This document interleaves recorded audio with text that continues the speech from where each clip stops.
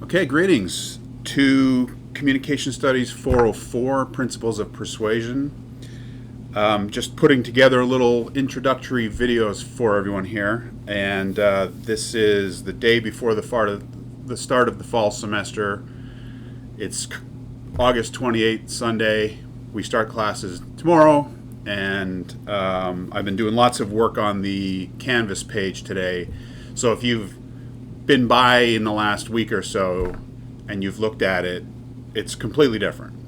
And I'll explain all that here as we proceed. But I just want to talk about the class, talk a little bit about my approach to this class and what to expect, and just kind of chat through some of the particulars for what we're up to here. So this is Persuasion. As I mentioned, my name is Donovan Conley. I am associate professor in the department. I've been here for quite a while, and I've taught a bunch of different classes, but this is actually the first time that I'm doing persuasion, which seems kind of strange because I teach and write about rhetoric, and persuasion and rhetoric are like right there. I mean, Aristotle, we're going to start with Aristotle, and his approach to rhetoric is to just talk about persuasion, the available persuasives, right? And so you can almost think of persuasion and rhetoric as synonymous, and you wouldn't be wrong necessarily, but I think the study of rhetoric kind of has far exceeded just persuasion itself. And then within the last 100 years or so, persuasion became a kind of specific thing within this larger discipline of rhetoric, and it got looked at more in terms of like social science theories of the brain, and it's very kind of like psychological, right? And so it kind of became its own thing, but it's still very much related to rhetoric. So I'm excited to be teaching Principles of Persuasion. I'm doing this class because Dr. Bloomfield, Emma Bloomfield, is on sabbatical, and she's been teaching this class for a long time.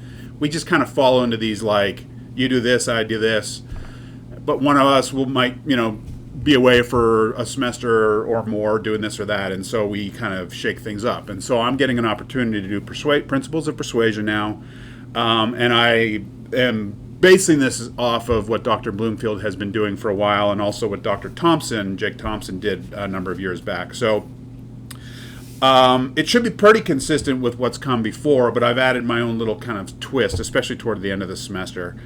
So let me just kind of walk through the basics of what we're going to be doing here. I've got the syllabus printed off here. This is the top, one of the first links on the landing page.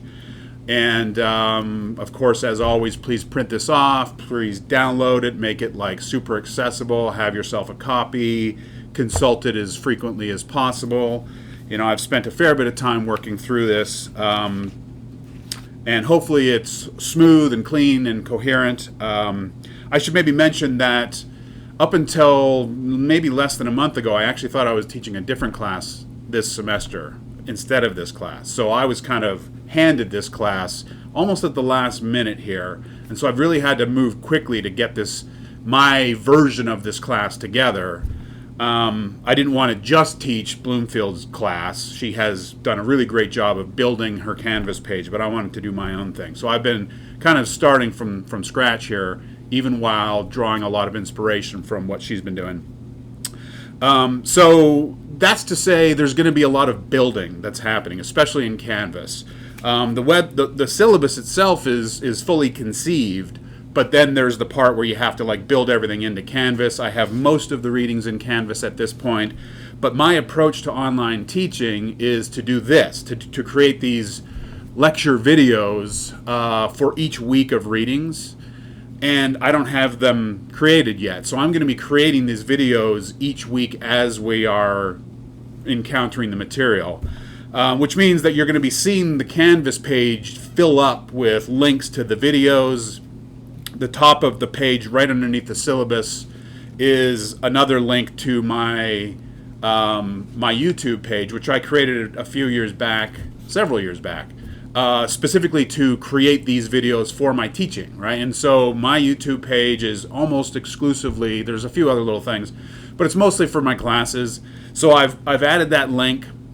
That will take you to the page itself, where I have not just this class, but I have rhetorical tradition, I've got language and thought, contemporary rhetoric, maybe a couple of others. So there's a lot of content. There's close to 100 videos there. Some of them I might actually be using from previous classes. Like I think I'm going to use the one on Aristotle. I created that video a while ago, but it's still useful for our purposes. So there could be some older videos, but I'm going to be doing a lot of creating new videos. And the way that I do that is I just, first crack of the week, Monday morning, I create the videos, which means I have to go through the readings, create the videos. I also create something instead. I don't use PowerPoint, so I use these things called reading prompts, and it's just usually just a single document, a Word document, a single page with like numbers with kind of key points next to it, just sort of like listing out the top 12 most important things in the reading. And it's nice and simple. And so those are meant to accompany the readings and the lecture videos. So for every reading on the syllabus, and I'm jumping ahead a little bit, but you can see the schedule here. For each week is its own module with the readings. For each reading, there's going to be a reading prompt or a page of notes that accompany the reading and that also accompany this lecture video, right? So you're going to get about 20 to 30 minutes probably on the week's content. Sometimes it's just one reading if it's a big reading. Sometimes it's two readings if they're a little bit punchier and covering more ground. But that's mostly the flow of the content. I'm jumping ahead. Let me back up. So Donovan Conley, rhetoric professor, associate professor of rhetoric, and some cultural studies. I've been writing about food and ecology type stuff for a while now. I'm getting a little bit more interested in technology and how technology is changing everything, especially digital technology and social technology. But I'm really interested in the physical, the hard materialities and the kind of the realities and the particularities of a medium and how that changes how we live together and how it changes our brains and how we conduct ourselves socially and culturally and politically and so on. So we get into that kind of stuff toward the end of the semester.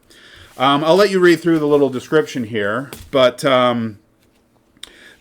just to talk about the kind of the conceptualization of the flow of the material kind of in the broad sense, what we're going to be doing is we're going to be moving from, if you look on the second page, it goes the content units. And when we move from the most obvious examples of persuasion that we would probably think of. And so I call this explicit and formal, right? Formal persuasion is like debate or deliberation, or like we know that we are engaging in persuasion. We are campaigning, we are deliberating, we are using logic and reason, and the whole kind of purpose of the enterprise is to persuade one another, and the intention is kind of explicit, and we all kind of know it's happening. So we're starting with like the most visible, outward, obvious examples of persuasion, and then we kind of move, and there's, aside from the first unit, there's on basic principles, then we have 4 kind of content units on sort of different examples of persuasion, right? And we're moving again from the most obvious and explicit to the least obvious and least explicit. So we start off with logic and debate and campaigns and that kind of stuff, and then we kind of move through things like advertising and news and media, and then we get a little bit more kind of subtle with things like stories and narratives, and on and on and on until we end up with the most kind of hidden, discreet, covert, least visible forms of persuasion and influence that exist. And to me, that's where the real kind of the energy and the not exciting, I mean academically exciting, but like that's where the most kind of pressing issues, I think, within kind of social persuasion right now are, in fact, obviously with this stuff, right? And what's going on with all our technology and our devices and how they're changing how we think and how we relate to one another. And so, as you can see here, we move from formal and explicit persuasion, which is the second unit, to the final one, which is actually asking, are we even persuading anymore, or are we just predicting behavior? What these things do is they kind of get around the whole business of persuasion, and they go so deep and so quietly that they're just predicting and moving us around, right? That's a really weird and kind of fascinating situation where maybe we, I've been hearing sort of whispers of like, maybe we are in a post-persuasion world, right? Like we don't even need to bother persuading one another anymore because we have enough data about your likes and dislikes and your deep-seated fears and desires and whims and all the rest of it. And we can, if we know enough about each other, we can just push the right buttons and make things happen. So who needs persuasion? So we kind of end off in this direction of like, where are we here in terms of kind of some of the dominant forms of influence in media? I think that's a pretty exciting kind of way of coming at this. And we're going to cover a lot of ground. And so it's a broad approach because we're thinking quite broadly about what persuasion is and where we find it. But I'm really fascinated by examples of persuasion that we might not normally think of as moving us. And so we also talk about things like nudging and captology and weird little kind of examples of being pushed and prodded and nudged around and yanked around in ways that we might not be that aware of. But this class is meant to kind of bring this stuff all up to the surface so that we can be aware of it, we can think about it, we can maybe be a little bit more attentive and preventative about the stuff that's coming at us. And maybe we don't mind being persuaded in this way. Maybe we hate it, but you know, that knowledge kind of helps us arm ourselves and ready ourselves.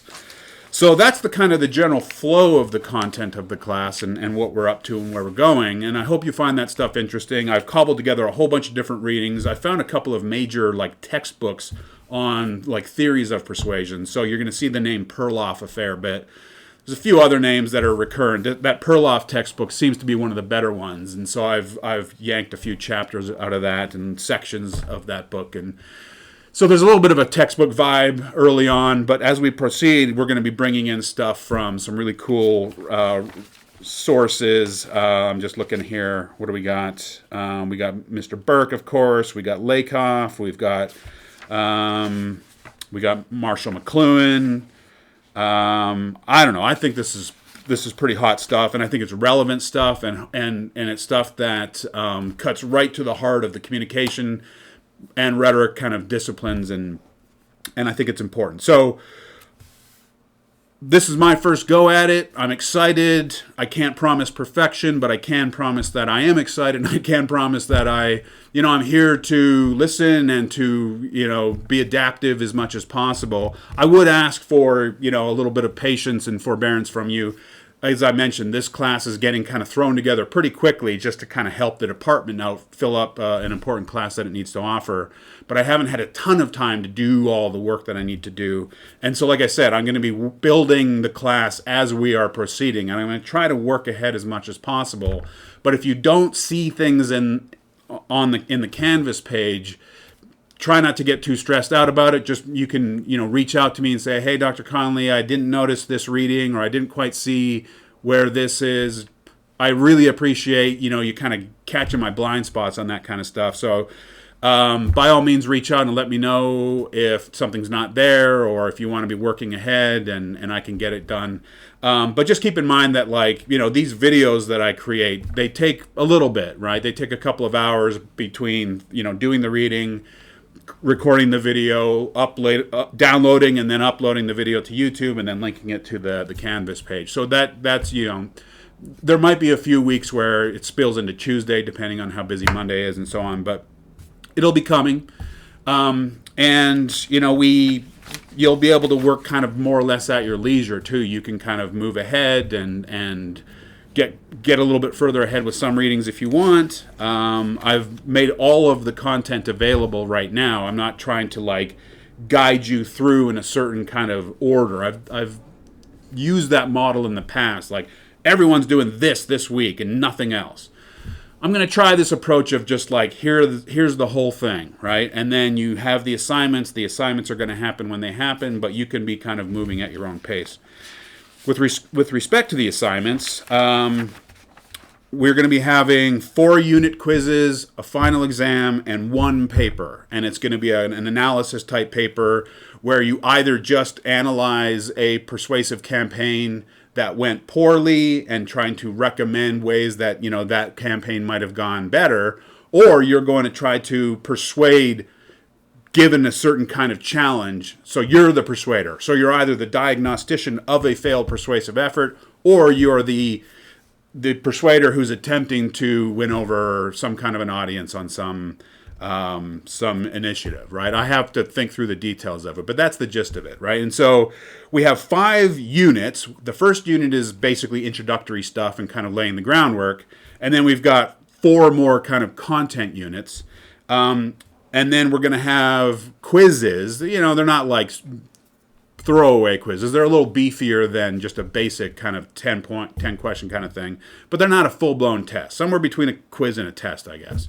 We're going to have those at the end of each of those first 4 units, and then we're going to have a bigger one as our final, right? And so we've got 4 unit quizzes. Those are 20 points each. The whole class is out of 150 points. So those are 20 points each. The analysis paper is 35 points, and the final exam is also 35 points. So the quizzes are really, this is a kind of concept-heavy class. It's a little bit of a theory-heavy class, but it's not meant to be just theory. So we want to be building in some action, some doing, some thinking about the kind of the practicalities and the concrete kind of acts of persuasion, and trying to get good at strategy and thinking about strategies that go poorly, thinking about strategies that can go better, and how they differ, and how questions of ethics kick in, and so on and so on. There's lots of that kind of stuff to think about. So let's see what else in terms of basic stuff here. I will be having office hours on campus on Tuesdays. What do I have here? From 1 to 4. And then I'm also going to make myself available on Thursdays from 2 to 4. Please email me or call me or whatever to set up a time so that we can do that remotely. We'll just set up a Zoom chat, all right? And then we can also do other times if they're available, if those times don't work great for you. So let's see. We've talked about the structure and the flow, some of the content, the assignments. I've told you that this is a class that's being created as it's being delivered. And so I will be, there will be a little bit of hiccupiness probably, but I will do my best to get the content up and running as soon as possible. I have 2 other classes that I'm doing as well, and I have a bunch of other stuff besides. So, it's going to be a busy semester as usual, but I will do my best. And, like I said, I'm excited to teach this class. I'm excited to work through the material. This is a new journey for me. It's a familiar journey because I study this stuff all the time, and I've never taken this exact journey in this way. And so I think it's going to be pretty cool. I hope you agree.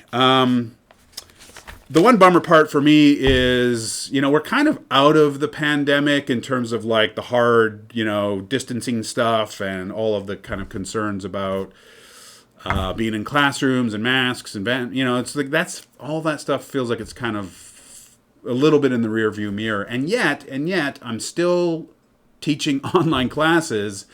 I haven't been in a classroom with undergraduate students for an entire semester since I think the fall of 19. So I'm missing the in-class experience. I'm like everyone else. I enjoy the online stuff because here I am at home in my office. I'm wearing sweatpants underneath the desk right here. I get to just walk out my front door. I'm in my casita that we converted into my office, and so that's great. I love that. It's convenient. It's efficient, but I do feel like we're losing something in terms of the classroom connection. I miss having interactions with students. I miss the conversations. I miss the back and forth. I really do. And so I would love to hear from anyone out there. I would love to get emails just to say hi. I would love to meet you in my office, during office hours.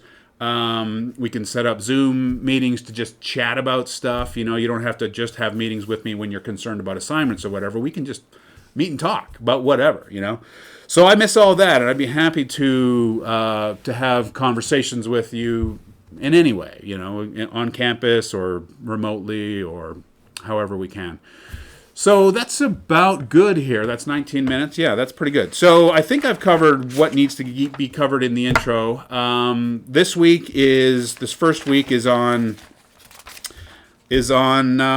Aristotle, actually. And so we're going to do one reading from Perloff on kind of broad introductory stuff. And then we're going to go into Aristotle. Why? Because he really kind of got the ball rolling on persuasion, right? And all these years later, we still kind of are indebted to Aristotle and his insights, and specifically this idea of enthymematic reasoning and what's going on there. So we'll explore some Aristotle. We'll get kind of basic stuff on what persuasion is and how it works and sort of the mechanics of it. And then we'll jump into some of the kind of core modern theories. And by modern, I'm thinking like, 20th century type theories, which is when persuasion really got kind of elaborated as this social scientific kind of study of the human mind and the body and what we respond to, attitudes, values, beliefs, and that kind of stuff. So we're going to look at 4 theories in the first few weeks here. We're going to look at reasoned action, elaboration likelihood, cognitive dissonance, and inoculation. There's many others, but those are some of the more important and recurrent ones that you hear about. We're going to be looking at what are some of the kind of consistent dynamics and elements of those models that we need to be aware of, and then from there we're going to launch into like the examples, and then the rest of the semester is going to be looking at really interesting examples of persuasion and what's going on and how they differ. And there you go, gang. So hope all's well. Again, download the syllabus, watch this video, start with the readings. Keep an eye out for more videos coming and more reading notes that are going to be coming to accompany the readings. And that's it. And then, the first quiz will be happening in about 3 weeks. So other than that, reach out with any questions or, observations that you may have. And we will be seeing each other, I guess, online or hopefully in person at some point. But otherwise, just wishing you the best. Let's have a great semester and, go Persuasion, go Rhetoric. All right. See you, gang.